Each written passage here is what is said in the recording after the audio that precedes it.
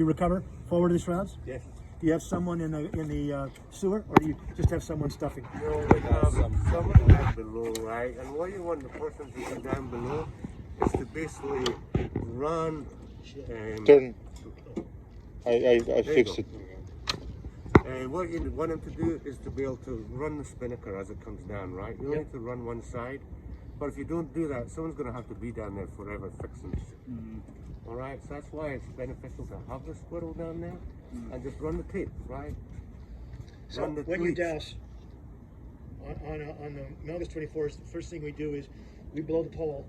The pole comes in immediately, that sends the sail, and as it comes in, the person's grabbing the foot, taking the whole foot in quickly as you can. And then we've got, if you've got someone in the sewer, Are you doing a leeward douse? Leeward. So we're doing a leeward douse. The guy comes in this way. If you've got someone in the sewer, one guy can stand like this, and the guy in the sewer can pull it down. All right? In August 24th, we don't have a hatch here, so we have to recover into the cockpit. So we get that down there, and then after you get the pole in, because it releases the sail and it goes against the main, it blankets it, it's dead. Then we release the what do you call it thing, the tack line, and it can go all the way down. That's how we've been doing this on a leeward douse. Okay. What do you guys do? That can work, right? And I've got written down instructions on how to do all the different guides, right? In terms of letting off the tack and all the rest of it. But typically what I'll do is I'll come down pretty low, and I've already got the jib up, so the spinnaker's already blanketed behind the jib. And then it gets pulled under the jib. Yeah, we do the same thing. We just roll it forward and roll the rolls out. No deal. So that does that. But for the most part, if you've got all the time in the world and no one's around you, things are darn sight easier, and it's only blowing 8 to 12. But when it gets hairy, the first thing we do is we start trying to get that thing completely blanketed, and we do that, and then I'll do that all the time, right? I just want to blanket it because I don't want it to be any load up here. Yep. I want these guys just to be able to bring it. And there's always tight communication between the foredeck guy and the person in the cockpit. Because then they can say, hey, they want the tack line quicker, or slow down with a drop, or all the rest of it. Basically, the guy at the front, though, he's, as you're talking about, gathering the foot. You need to get it under control, but you need to be dropping it pretty quick. Because that thing's going to spiral and it'll be all twisted and fucked up. But if you've blanketed it, if you come down hard enough, that sail can almost float in. You just need to make sure you don't drop it quick. The other thing, if we're doing a windward douse, that normally means that we've come into the mark with a jibe over. We let the thing fall directly into the jib, and then it comes down that way. That's how we've been doing that. And that's more like a Mexican. I'd call that Mexican. Okay. And that's one of my favorite ones to do if I can do it, right? So, and the reason why I like it is because when the spinnaker hits the jib, it's sort of stuck there. It's not going anywhere, right? It's relatively stable, but you need to give yourself 3-4 boat lengths so you don't fuck up the foredeck guys by having to come around hard when they haven't got it down.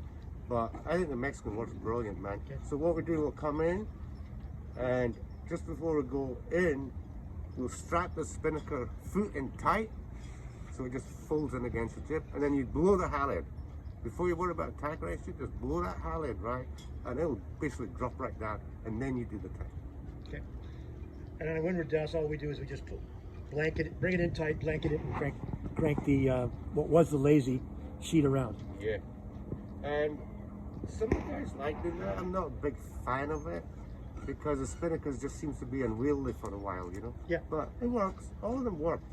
And it's just something you do. Practice all the time, man. We don't have a sewer guy yet, so girl. So that's part of our problem. So we've just been shorthanding it. One person just throwing it down there, and like you said, it can twist. We generally have been sent somebody down there to go do that, or we just put it up and pray a lot. So a lot of times it will twist if you've not got your halyard down quick enough because it's basically spinning, right? Yep. And it'll get life of its own, and it's a pain in the ass to fix. So the other thing I noticed that in videos, switching subjects here from the spinnaker, you cross tack, but the way I'm used to cross tacking, is cross sheeting, is I go to the what do you call it, the winch on one side and down the winch the other side. But I'm noticing these cheek blocks along the side here. Yeah. They go to the cheek blocks, then go across that way, and basically make an X in the front. Correct. Is that what you all have been doing? Yes. And the lazy one is always at the top. Lazy ones on top? Lazy jib sheet. And spinny sheet.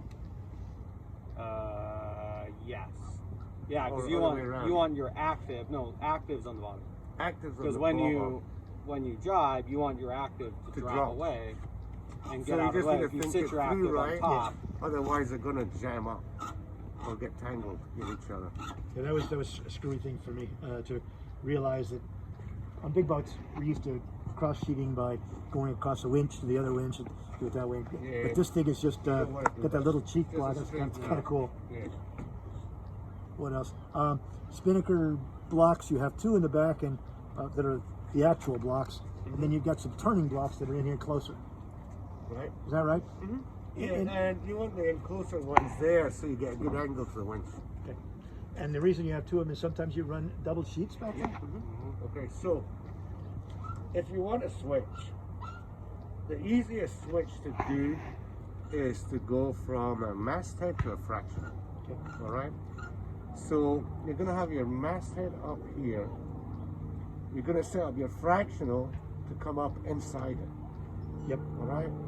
And then basically, once that's up and going, you'll just basically pull the masthead underneath the fractional. So when you hoist with the fractional, you pull the fractional release here first and then bring it on, or do you put the fractional release on and then? Oh no, have that on 100%. Okay. That's always on, right? Never take it off unless you're making a conscious decision to go masthead to masthead, right? And you do that if you decide there's something wrong with the spinnaker or that, right? And you're There's generally a you reason why. You're not going to be able to get that cleated once that kite is up. can't bring it in. No, if Okay. it's fractional, it's blowing 25, 30, you ain't got a hoop in hell. And now you have to drop it, clear it, and everything's messing around up there, right?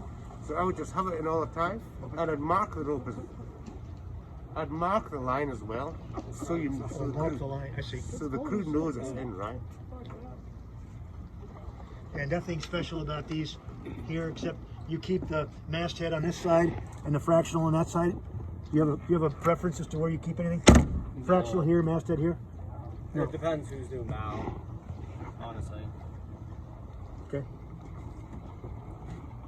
So how does that work? You can haul up, you can do them both the same here? So you just haul one or the other? One direction or the other direction? So How does that work? where this? You see the cleats in the last? Show the here. There. This one here. See this? The fractional line